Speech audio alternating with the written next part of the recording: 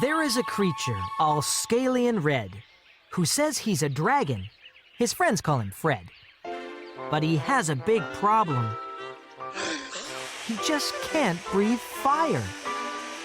So when he says he's a dragon, other creatures say, "Liar!" "But I am a dragon," poor Fred insisted. "I'm one of the last that's ever existed." Breathe fire, if you are what you say. Breathe out some fire. We don't have all day. "Okay," answered Fred. "That's just what I'll do. Come back tomorrow at 1:45. The animals murmured and nodded their heads, made a note in their diaries, then went to their beds.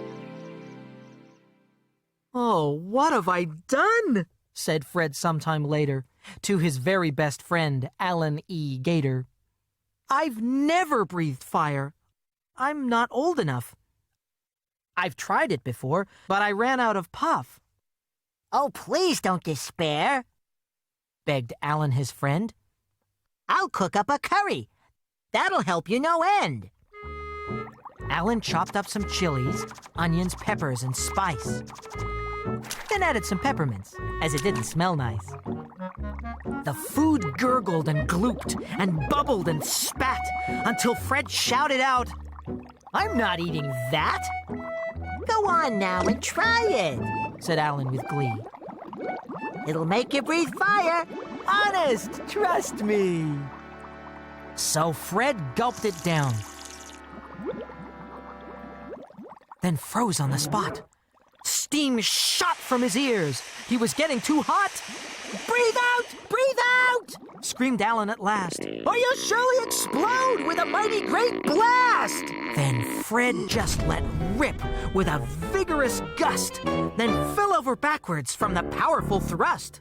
But no flames appeared. Fred lay in despair. "Try again!" shrieked Alan from behind the armchair. So Fred kept on trying until night turned to day. Then they started to gather for the fire-breathing display. "Oh, Fred! Oh, Fred!" they called out in time. "Prove you're a dragon, the last of the line!" Then Fred raised his hand to tell them he'd failed, knocking over the pepper, which he deeply inhaled. "Oh, dear me," said Fred as the spilt pepper rose. "I feel something building right up in my nose." He started to huff and puffed in some more. His chest puffed right out. There was trouble in store. It was then that it happened. A mighty explosion. The sneeze was so big, it could empty an ocean.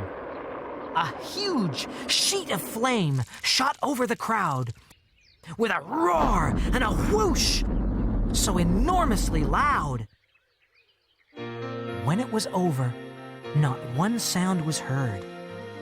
Then Alan said, "Bless you." And Fred said, "My word." The creatures were shocked, but no one was harmed. Then they sent up a cheer. And Fred said, "I'm charmed."